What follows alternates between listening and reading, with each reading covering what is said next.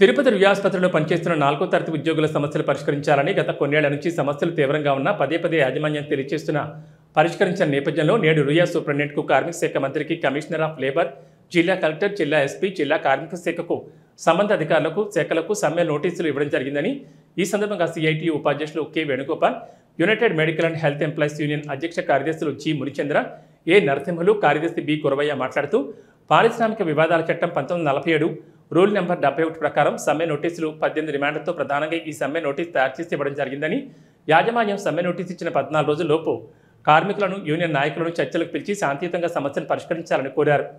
రుయా ఆసుపత్రి రాయలసీమ జిల్లాలోని అతిపెద్ద ఆసుపత్రి.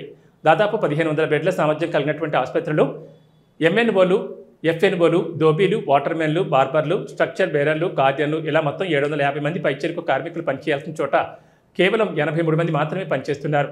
కార్మికుల శ్రమను దోచుకుంటున్నారు. చిన్నపిల్లల వార్డులో 250 పడకలుంటే ఒకే ఒక్క ఎస్ఎన్ఓ పోస్ట్ ఫీమేల్ నర్సింగ్ ఓర్డర్లీ ఉన్నారని, ఇది చిన్నపిల్లలకు ప్రాణహాని కలిగిస్తుందని, అదనపు సిబ్బందిని పెంచాలని, ప్రాణాలతో ఉన్న రోగికి అంబులెన్స్ సౌకర్యం ఉంది, శవాన్ని ట్రాలీలో ఎఫ్ఎన్ఓ లేదా ఎఫ్ఎన్ఓ ఒక్కరే ట్రాలీలో తీసుకురాలేకపోతున్నారు.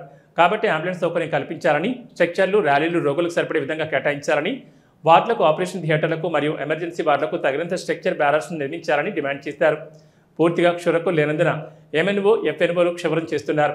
దీనిని నివారించి పురుష బార్బర్, స్త్రీల బార్బర్లను నియమించాలని, మార్చినందు పనిచేయడానికి మరియు డెడ్ బాడీలు షిఫ్ట్ చేయడానికి తోటిలు నియమించాలని, రేడియోగ్రాఫర్లకు రేడియేషన్ నుంచి సౌకర్యం కల్పించాలని, పీడియాట్రిక్ వార్డులో రేడియోగ్రాఫర్లు పెంచాలని, ఇలా 18 రకాల డిమాండ్లను సమ్మె నోటీసులో పొందుపరిచి ఇవ్వడం జరిగిందని, ఈ సమస్యలను పరిష్కరించే నేపథ్యంలో సమ్మె తప్ప మరో మార్గం లేదని తెలిపారు.